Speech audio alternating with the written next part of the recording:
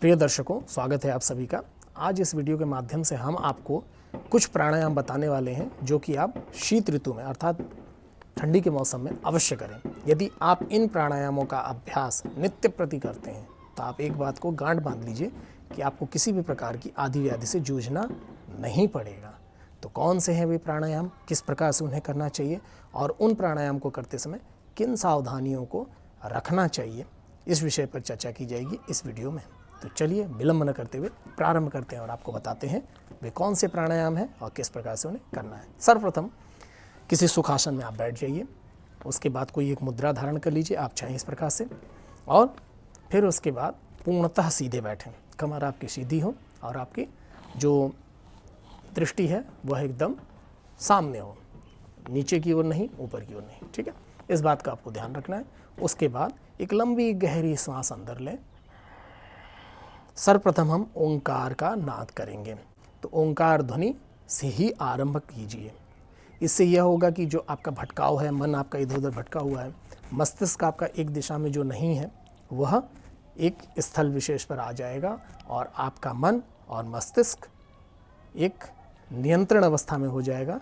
देखिए, ओंकार ध्वनि करने से क्या होता है कि मानसिक स्वास्थ्य की प्राप्ति होती है। आप मानसिक रूप से सुदृढ़ बनते हैं और आपके अंदर नियंत्रण आता है, मन आपका नियंत्रित होता है। इसलिए सर्वप्रथम ओंकार ध्वनि अवश्य करनी चाहिए। तो ओंकार ध्वनि कैसे करनी है, सामान्य है, मैं कई सारे वीडियो में ये चीज़ बता चुका हूँ। यहाँ पर एक छोटा सा आपको दिखा देता हूँ। लंबी गहरी सांस लीजिए अंदर, नेत्र बंद रहेंगे, फिर उसके बाद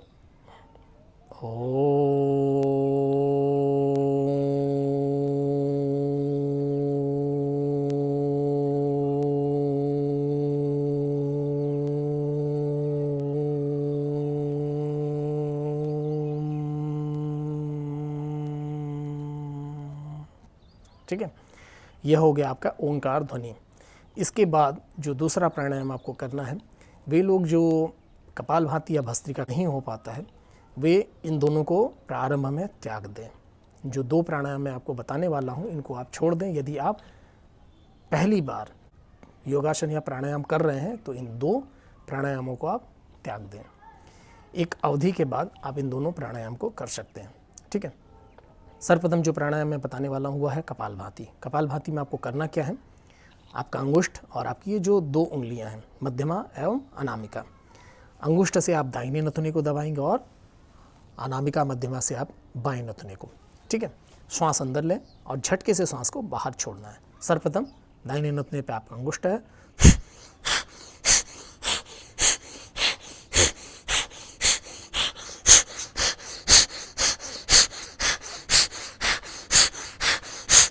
ध्यान यह रखना है कि जब आप सांस को झटके से बाहर छोड़ रहे हैं तो आपका जो नाभि स्थल है यहाँ पर एक आपको झटका महसूस होगा और श्वास अंदर लेने का आपको बिल्कुल प्रयास नहीं करना है। कई लोग ऐसा करते हैं,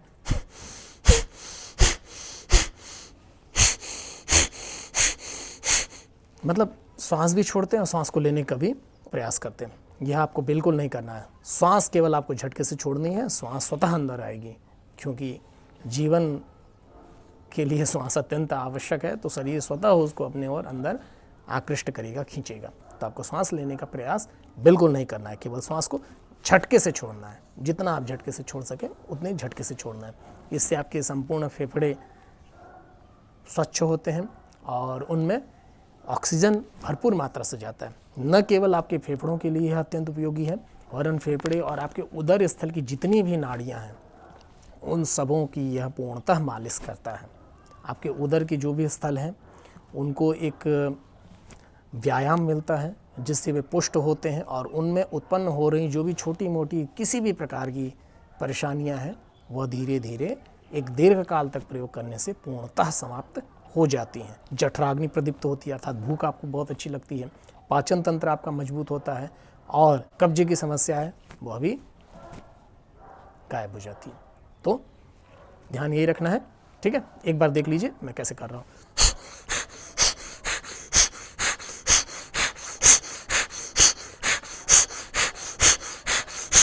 अब प्रश्न उपस्थित होता है कि कितनी बार करना है और कितने काल अवधि तक इसको करना चाहिए।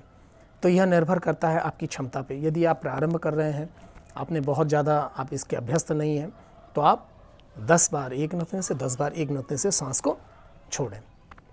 इस क्रिया को आप कम से कम 3 से 5 बार अवश्य करें। तो मान के चलिए 5 मिनट आपका इस प्राणायाम में आपको देना है। उसके बाद जो दूसरी क्रिया है वह ठीक इसी प्रकार से है, इसको भस्त्रिका कहते हैं। यहाँ एक नथने से श्वास को झटके से न छोड़ के दोनों नथनों से एक साथ छोड़ा जाता है। बाकी सारी क्रिया उसी प्रकार से होती है और उतनी ही बार उतनी ही काल अवधि तक आपको इस क्रिया को भी करना है।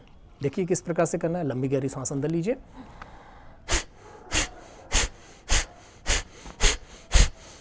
देखिए नाभि पे झटका आ रहा है, पेट अंदर जा रहा है।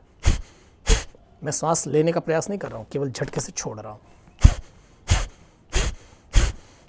एक चीज़ का ध्यान रखना है, चेहरे पे तनाव इस प्रकार से नहीं करना है। बहुत सुगमता पूर्वक आपको इस अभ्यास को करना है। आपके चेहरे पे एक प्रसन्नता का भाव रहे, न कि उस पर एक तनाव आए।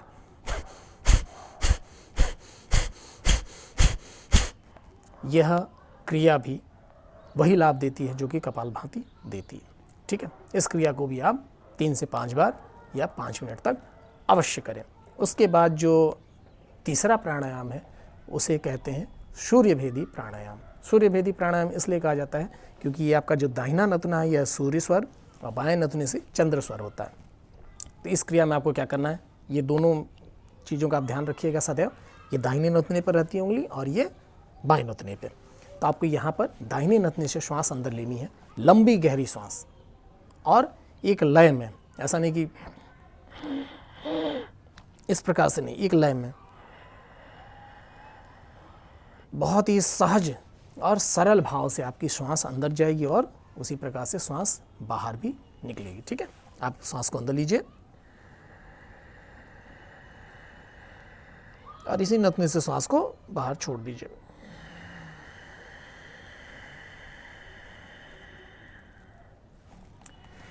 इस प्राणायाम को भी आप 11 बार अवश्य करें। इसके बाद जो चौथा प्राणायाम है वह है चंद्रभेदी प्राणायाम। चंद्रभेदी प्राणायाम में बस आपके नथुना परिवर्तन हो जाएगा। बाएं नथने से श्वास बाहर छोड़ेंगे, अंदर लेंगे, अंदर लेंगे, बाहर छोड़ेंगे, बस यही क्रिया करनी है।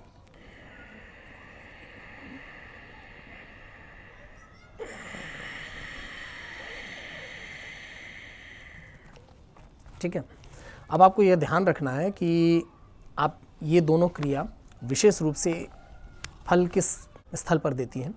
जैसे आपको शीतजन्य जो भी परेशानियां शरीर में, ठंडी से उत्पन्न होने वाली कफ इत्यादि जो भी परेशानियां उत्पन्न होती हैं, या फिर शीत ऋतु जैसे कि अभी चल रहा है, तो इस काल में आप सूर्यभेदी प्राणायाम विशेष रूप से करें। ठीक है, इससे क्या होगा, शरीर में उष्णता भी आएगी और सूर्य स्वर के चलने की वजह से आपके शरीर में जो भी शीत संबंधी जो भी परेशानियां हैं वह भी समाप्त हो जाएंगी। ग्रीष्म काल में आप चंद्रभेदी प्राणायाम अर्थात बाएं नथने से श्वास को लेना और छोड़ना, इस अभ्यास को अवश्य करें। और वर्ष पर्यंत एक 5वां प्राणायाम जो कि अत्यंत प्रसिद्ध है और लगभग सभी मनुष्य जानते होंगे, वह है नाड़ी शोधन प्राणायाम। इसको नाड़ी शोधन क्यों कहा गया? क्योंकि इसमें दोनों नाड़ियों का समन्वित अभ्यास किया जाता है, चंद्र स्वर का भी और सूर्य स्वर का भी। जैसे आपने सर्वप्रथम दाहिने नथने से श्वास अंदर ली, बाएं नथने से उसको छोड़ दिया। ऐसे नहीं छोड़ना है जैसे मैं अभी दिखा रहा हूं आपको बोलते हुए, ये नहीं करना है।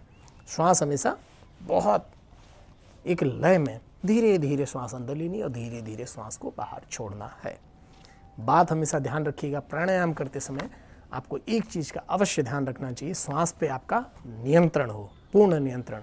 श्वास आपकी उखड़नी नहीं चाहिए, टूटनी नहीं चाहिए, उसमें किसी प्रकार का एक रिदम जो है वह खंडित नहीं होना चाहिए। एक लय में आपकी श्वास अंदर आए और एक लय में ही श्वास आपकी बहिर्गमन करे। इस क्रिया का यदि आप भली भांति अभ्यास करते हैं तो आप प्राणायाम में अवश्य सफलता प्राप्त करेंगे। तो हम आशा करते हैं कि हमारे द्वारा बताए गए ये 5 प्राणायाम आप इस शीत ऋतु में अवश्य करेंगे और इनसे लाभ प्राप्त करेंगे। हाँ, एक बात और मैं बताना भूल गया, आप अंत में भ्रामरी प्राणायाम अवश्य करें। भ्रामरी प्राणायाम बहुत सरल क्रिया है, मैं कई बार बता चुका हूँ। बस श्वास अंदर लीजिए, नासिकापुट इत्यादि को आपको दबाना नहीं है, केवल उस पर आपको उंगली रखनी है, स्पर्शित करनी है, और उसके बाद अपने कर्णपुटों को बंद करना है, जिससे कि आप अंदर होने वाले जो कंपन है उसको महसूस कर सकें। लंबी गहरी सांस अंदर लीजिए, भौरे के जैसा गुंजन कीजिए।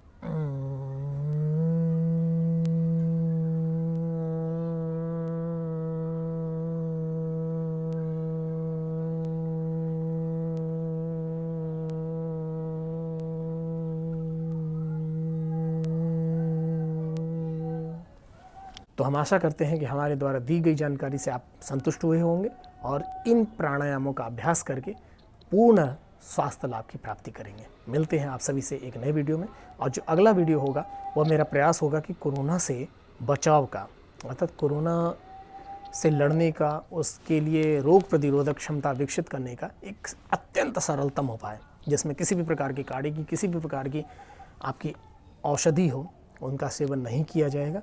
केवल एक प्राकृतिक स्वरूप में आपको बताऊंगा, जिससे कि आप कोरोना से पूर्णतः बच सकते हैं। तो मिलते हैं आप सभी से अगले वीडियो में, तब तक के लिए हमें इजाज़त दें। नमस्कार।